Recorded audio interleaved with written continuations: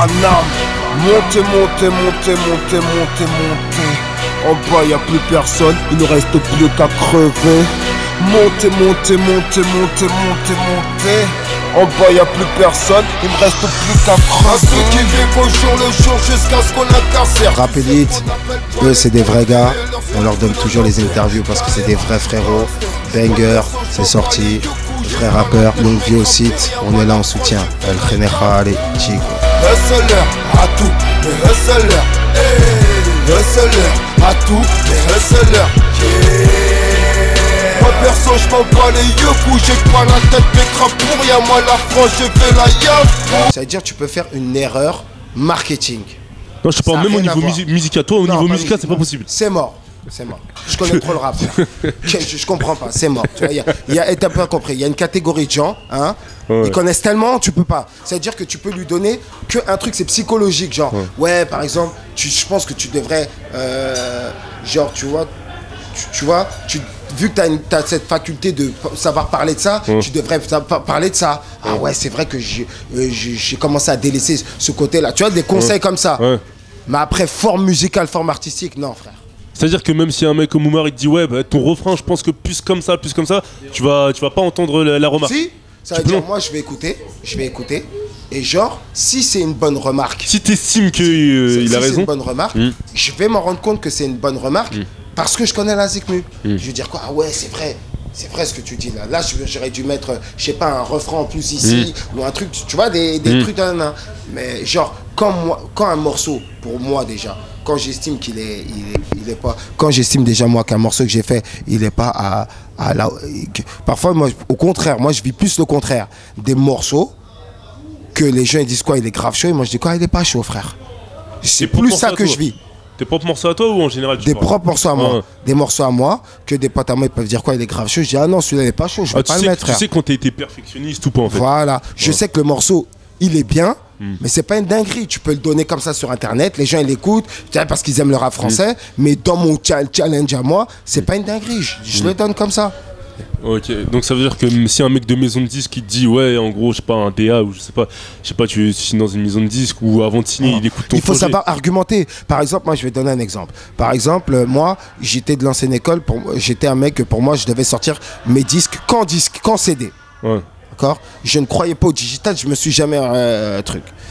Maintenant, moi, j'ai parlé avec mon pote Oumar. Il m'a expliqué en quoi le digital c'était bien. T'as vu, moi, je suis un mec tête brûlée, frère. T'as compris ou pas? Maintenant, il m'a bien expliqué. J'ai dit quoi? Ah ouais, t'as raison, c'est un truc de ouf. Maintenant, je vais sortir mes trucs en digital. Donc là, je vais sortir une série de projets en digital. Si j'ai eu cette réflexion, c'est parce que j'ai parlé avec quelqu'un qui m'a argumenté avec intelligence. Mais il y a beaucoup de barioles dans ce business, ma gueule. Il y a très peu de gens qui peuvent te parler de manière constructive pour savoir ce qu'il faut faire. Mais d'un côté, t'as fait le test parce qu'en fait, avec la maison 10, vous avez envoyé Untouchable en digital. Non. Non. Il n'est pas sorti en digital. Il n'est pas sorti en digital. Non. Mais il n'y avait pas une histoire où il était sorti, après il y a eu un. Non, mais non. Sur Untouchable, j'avais juste sorti mon disque avec mes réseaux. Ah d'accord. Et en fait, j'ai fait l'expérience de sortir mon disque juste par mes réseaux, sans passer par les réseaux des autres, pour savoir quelle était ma puissance. Voilà, c'était ça en fait. Donc en gros là, au niveau business, il t'a conseillé, il t'a dit que le digital c'était un bienfait en gros que tu devais t'y mettre. Mais si t'arrives demain, la question c'était si t'arrives par exemple demain dans un bureau d'un DA, je sais pas. Il dit ouais écoute So, j'ai écouté ton projet, mais je trouve que sur ce son là, en gros t'es pas assez bon. Tu sors une remarque qui sonne faux à ton oreille. Si c'est pas argumenté, si c'est tu vois, t'entends quand c'est quelqu'un qui te parle et qui connaît, et quand c'est quelqu'un qui te sort tu vois, des flûtes atroces, tu vois. Moi, j'ai l'oreille de savoir quand c'est quelqu'un qui connaît la musique qui me parle ou quand c'est quelqu'un qui me dit des trucs qu'il sait même pas de quoi il parle. Si c'est un bouneux qui te dit écoute ton morceau, moi je trouve t'as pas été assez bon dessus. En fait, je pense que peut-être sur un morceau single, je vais écouter parce que c'est son format. Donc il a peut-être une, tu vois, je peux pas être réfractaire. Moi je suis pas le genre de mec qui va dire quoi, j'ai posé mon 16 comme ça, comment il peut dire que truc, parce que c'est pas ça qui fait un tube, c'est pas ta façon de poser ton 16. Donc en fait, s'il me dit truc, je suis obligé un peu de l'écouter puisque moi déjà je fais beaucoup de rap ghetto et lui il a l'habitude de passer que des tubes. Donc en fait, il est plus apte il a plus l'oreille des tubes que moi-même. Donc si demain lui il me le dit d'une manière constructive, je pourrais dire quoi? il a peut-être raison, hein. Ouais, parce que mon Somor, c'est pas un vrai tube, sur un single de son format. Mais si, maintenant, si c'est sur du peur hardcore, du peur hardcore tout, mais non, abuse pas, frère. Frère, En gros, t'estimes qu'il y a certaines personnes qui ont rien à t'apprendre. Non, c'est moi, justement, je dois mettre le tampon. C'est pas quelqu'un qui doit me tamponner. Si quelqu'un d'autre il rappe du hardcore, c'est moi, oui, je dois dire oui, là je te valide. C'est pas quelqu'un de me valider sur ce créneau là. C'est pas possible, frère. Tu sais quoi, la majeure partie des rappeurs, ils ont dû faire 1 ou 2 albums maximum un peu hardcore et après ils sont rentrés dans le système normal. Ma gueule, moi je sortais mes premiers trucs rap son, c'était en 2013, frère. Ma gueule.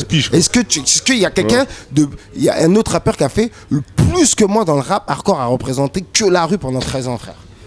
Que la rue, ma gueule. Faut pas abuser, ma gueule. Tous les autres, ils ont fait un album, après ils ont fait des albums de système. Il y a pas des fois où tu t'es dit que ça te lasse de forcément tout le temps rapper la rue et que tu préfères pas faire un projet de système. Je connais que ça. Tu sais faire que ça en fait. En fait, je connais que ça, ma gueule. Si j'aurais une vie, je sais pas, d'artiste qui fait que tourner, il voit jamais ça à son quartier tellement il fait que tourner ou tellement il est truc, eh ben peut-être j'aurais d'autres aspirations. Mais si moi mon aspiration, c'est qu'en vrai, pendant que tu m'entends pas pendant 2 ans, en vrai, je suis dans tel quartier, je peux pas te rappeler autre chose. Hein. Sauf que les gens, tu vois, ils voient mon nom, ils croient, je sais pas, que moi je suis un mec connu, mais je suis pas une star, ma gueule, hein, parce que j'ai pas le train de vie de ça, frère. Ouais, mais justement, au début de l'interview, tu nous disais que là, maintenant, tu vas te mettre en mode 100% artiste. C'est ce que j'essaie de faire. Mais tu penses pas que justement ton inspiration qui provient de la rue, tu vas peut-être la perdre si t'es en mode artiste, vraiment, tu vois ce que je veux dire, un mal pour un bien. Non, parce qu'on change. Déjà, on change pas notre façon de vivre. Elle change pas. On a toujours les mêmes amis, on traîne toujours dans les mêmes trucs, y a rien, frère. Va te faire en coulo, ici les poissons n'ont pas de pognon. Dans les favelles de Rio, c'est Dieu pour tous gringos. Je vois les étoiles de mes ancêtres qui brillent très haut. Tu vois, c'est juste en fait l'investissement que tu mets dans ta carrière. Le temps que je passe en studio, il est plus qu'avant. Avant, je passais pas de temps en studio, aujourd'hui je passe beaucoup plus de temps. Donc là, maintenant tu as décidé d'être beaucoup plus... J'ai transféré la rue dans une cabine de prise de voix. Ok, comme ça tu fais les deux en même temps, quoi. Et t'as décidé d'être plus productif maintenant?